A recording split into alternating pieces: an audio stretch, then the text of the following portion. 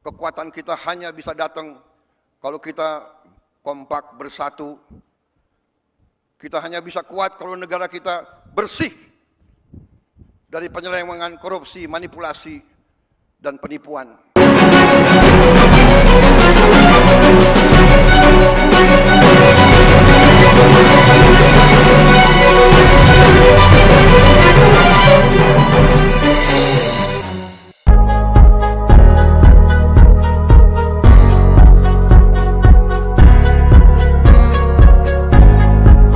Saya sebagai Presiden Republik Indonesia melihat masih terlalu banyak penyelewengan, masih terlalu banyak korupsi, masih terlalu banyak manipulasi yang dilaksanakan justru di tubuh pemerintahan, di tubuh kekuasaan. Saya menggunakan kesempatan ini di hari peringatan lahirnya Pancasila untuk menghimbau, mengajak seluruh unsur yang diberi kepercayaan oleh rakyat, marilah kita kembali ke nilai-nilai Pancasila, nilai-nilai luhur perjuangan kemerdekaan bangsa kita. Marilah kita menggunakan momentum ini untuk memperbaiki diri, untuk memperbaiki sistem kita masing-masing. Saya pada kesempatan ini ingin menyampaikan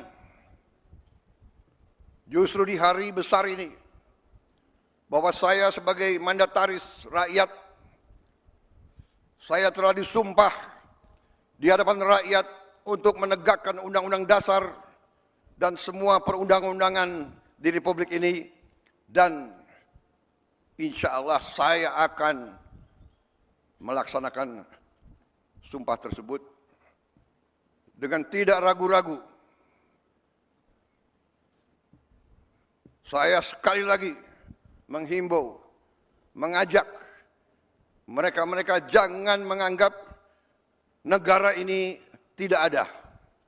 Jangan menganggap negara ini bisa dipermainkan. Jangan menganggap NKRI bisa dibohongi. Jangan menganggap NKRI bisa ditipu.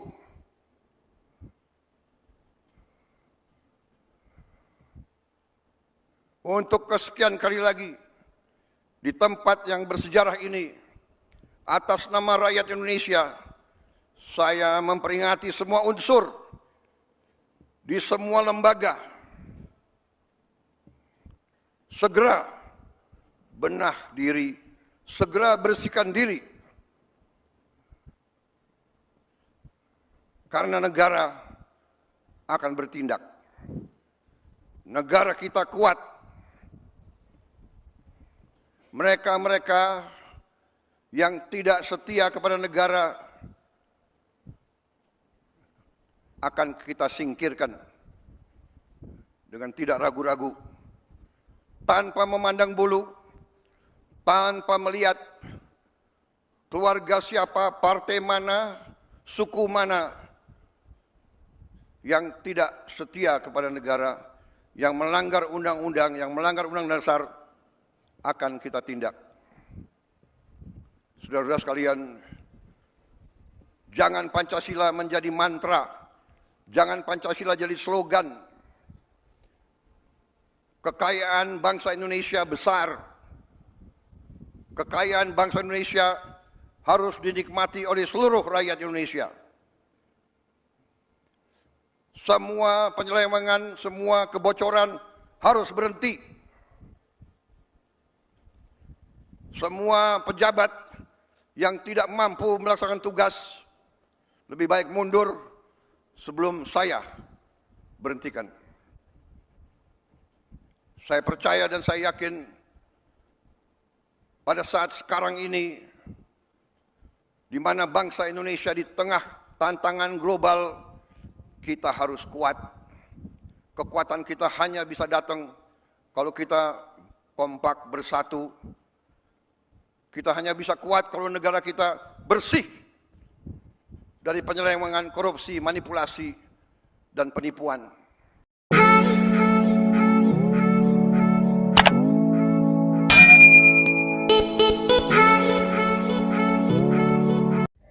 Saudara-saudaraku sebangsa dan setanah air dimanapun Anda berada. Menarik ketika kita menyimak pidato kenegaraan dari Presiden Republik Indonesia, Prabowo Subianto, pada hari peringatan lahirnya Pancasila, teman-teman. Saya menggarisbawahi beberapa komitmen penting ya yang disampaikan oleh Presiden Prabowo, yaitu untuk menumpas korupsi. Wow, saya sangat setuju teman-teman ya. Sangat setuju. Ini penyakit kanker, penyakit menular yang nggak sembuh-sembuh di negara ini teman-teman. Dari waktu ke waktu bukannya semakin mengecil, semakin berkurang kapasitasnya, semakin besar, semakin parah teman-teman. Kita lihat sekarang korupsi itu bukan bicara miliaran lagi teman-teman ya, tapi bicara triliunan, puluhan triliun, ratusan triliun. Oh lala, benar-benar teman-teman ya, begitu serakahnya kah para pejabat Indonesia saat ini? Begitu serakahnya kah kita, teman-teman? Sudah lama Indonesia terkenal dengan kebiasaan korupnya. Tapi kenapa tidak ada perbaikan dari waktu ke waktu? Pemerintah berganti, ya kan? Waktu berlalu, ya. Tahun demi tahun, periode demi periode, tidak ada perbaikan, semakin parah teman-teman. Apa yang salah sebenarnya? Sistem yang salah teman-teman. Kita tidak punya sistem yang bisa mengontrol perilaku korupsi. Kita tidak punya sistem yang bisa mengendalikan perilaku korupsi. Jadi harus dibuat sistem, teman-teman. Kalau hanya dengan kontrol ya, sudah terjadi, baru nanti ujuk-ujuk ya kan, dicurigai, kemudian diperiksa, kemudian terbukti, ada lagi yang OTT, ya itu namanya sakit dulu, baru diobati, baru ketahuan penyakitnya, begitu ya. Tetapi seharusnya bangsa ini sudah lebih jauh, yaitu membuat pencegahan sebelum itu terjadi, yaitu dengan sistem. Bagaimana cara membuat sistem? Jangan pusing-pusing teman-teman. Ya, pemerintah sebenarnya nggak perlu pusing-pusing. Pergi saja belajar studi banding ke negara yang korupsinya zero. Ya, misalnya ke China. Pergilah ke sana. Para pembuat undang-undang tuh anggota dewan. Pergi ke sana. Ya, pergi ke China belajar bagaimana cara mengatasi korupsi. Nah, kalau ada yang korupsi, tertangkap, terbukti secara sah, berikan hukuman terberat.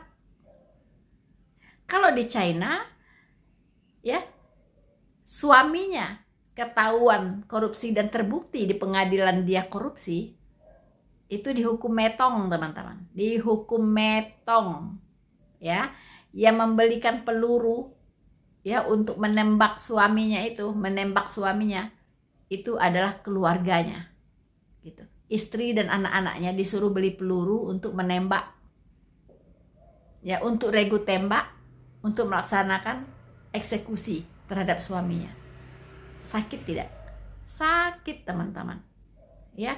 Makanya kalau dengan sistem seperti itu, ya, itu kontrol itu terjadi dari rumah. Ya. Kalau si suami bawa uang banyak di rumah, kalau si suami membawa uang banyak ke rumah, itu pasti istrinya akan bertanya, dari mana uang ini? Uang siapa ini? Pasti si istrinya takut sekali. Jangan-jangan si suaminya korupsi. Gitu. Kemudian anak-anaknya juga akan bertanya, uang dari mana ini? Seperti apa ini? Bagaimana ini? Pasti, teman-teman. Jadi kontrol itu mulai dari rumah, teman-teman. Tidak ada istri yang mau menerima uang korupsi. Tidak ada anak-anak yang mau menerima uang korupsi. Karena dia tahu, ya, uang itu akan dibelikan lagi untuk membeli peluru untuk menembak ayahnya atau suaminya. Ya, apalagi istri dan anak pasti tidak mau kehilangan sosok ayah atau suaminya. Tidak mau dibandingkan dengan dapat uang sekepok. Boro-boro kayak di Indonesia ya, bisa menyimpan uang seperti menyimpan simpan uang di gudang. Gimana itu teman-teman ya, begitu banyaknya ya. Bisa simpan uang di gudang, teman-teman. Boro-boro gitu. Jadi harus dibuat sistem belajar dong, ya, ke negara-negara yang zero korupsinya, gitu. Pak, mereka pakai sistem apa sih, gitu. Jangan gengsi pula untuk mengadopsi. Jangan gengsi gitu kan. Mereka sudah berhasil menerapkan, tinggal diadopsi saja, gitu. Nggak usah pusing-pusing memikirkan gimana ya caranya ya supaya Indonesia bebas korupsi ya, gimana caranya ya supaya orang-orang nggak mau korupsi ya, gimana caranya ya supaya orang-orang takut korupsi ya. Hemat energi, pergi studi banding, belajar benar-benar ke negara yang bebas korupsi, ya. Itu lebih cepat, lebih efisien, dan lebih jitu, teman-teman, karena sudah terbukti berhasil.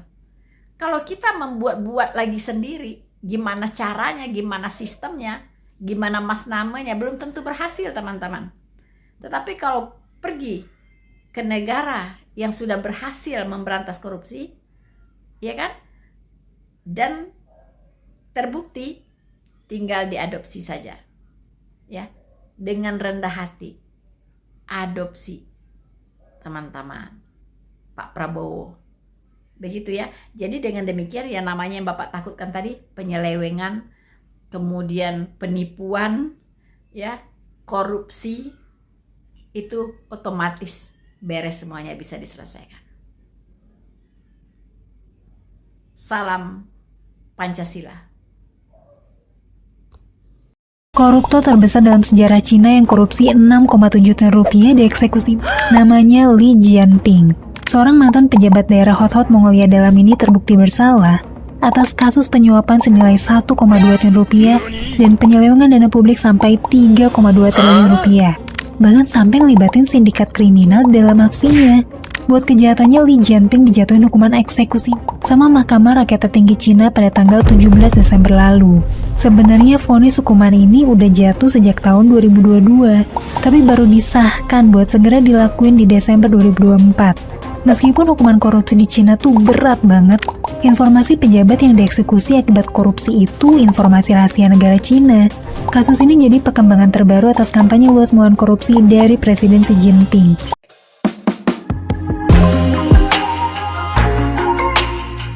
Korupsi di Denmark bukanlah hal yang sepenuhnya tidak ada. Namun memang harus diakui kalau kasus korupsi tersebut sangat jarang terjadi. Negara ini secara konsisten berada di puncak daftar negara paling bersih dari korupsi menurut Transparency International. Meski begitu, beberapa kasus sempat mencuat seperti skandal perpajakan besar, yang melibatkan manipulasi pengembalian pajak dividen terhadap otoritas pajak Denmark, serta skandal pencucian uang di Danske Bank. Meskipun kasus-kasus tersebut tidak selalu melibatkan pejabat pemerintah secara langsung, namun tetap menjadi pengingat bahwa risiko penyalahgunaan wewenang bisa muncul di negara manapun.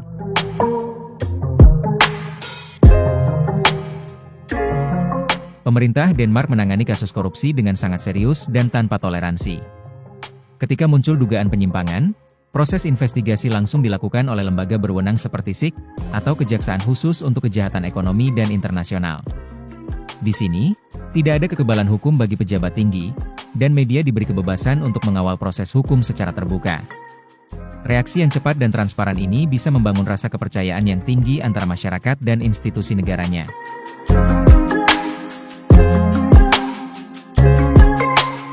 Secara prinsip dan praktik, hukum di Denmark tidak dapat dibeli. Sistem hukumnya dirancang dengan menjaga independensi mutlak lembaga peradilan, bebas dari pengaruh politik maupun tekanan ekonomi. Hakim dan jaksa akan bekerja secara profesional, dan dilindungi oleh hukum dari campur tangan eksternal. Budaya masyarakat yang menjunjung tinggi keadilan juga bisa cukup memperkuat sikap intoleran terhadap segala bentuk suap atau main belakang, yang membuat celah untuk membeli hukum nyaris tidak ada.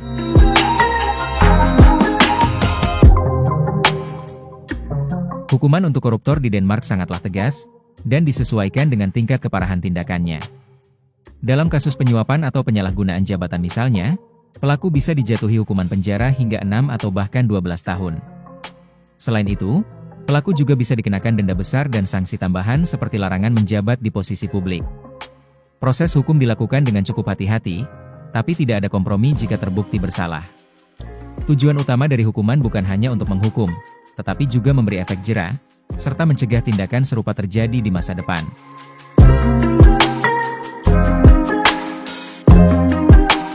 Ya, perampasan aset adalah bagian penting dari penegakan hukum terhadap korupsi di Denmark. Negara memiliki kewenangan untuk menyita kekayaan, atau harta benda yang diperoleh secara ilegal, baik berupa uang tunai, properti, kendaraan, maupun bentuk aset-aset lainnya. Bahkan, melalui mekanisme yang disebut extended confiscation, aset yang tidak bisa dibuktikan asal-usulnya secara sah juga bisa disita. Dalam banyak kasus, otoritas bahkan sampai membekukan aset pelaku terlebih dahulu selama proses hukum berlangsung agar tidak sempat dialihkan atau disembunyikan.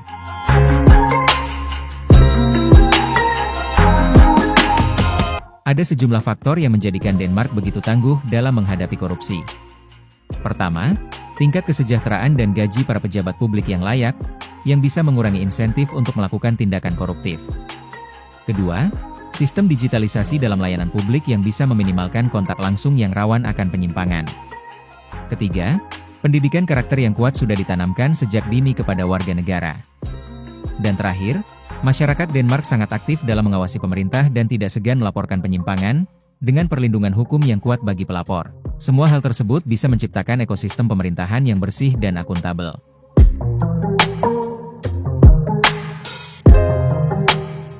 Masyarakat Denmark sangat peduli terhadap isu korupsi, bahkan terhadap pelanggaran etika kecil sekalipun.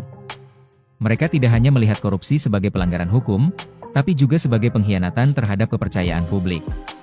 Tekanan sosial yang kuat juga menjadi salah satu alasan mengapa pejabat yang terlibat skandal kerap memilih untuk mengundurkan diri sebelum proses hukum selesai. Rasa tanggung jawab sosial dan budaya malu membuat integritas menjadi nilai yang dijaga secara kolektif.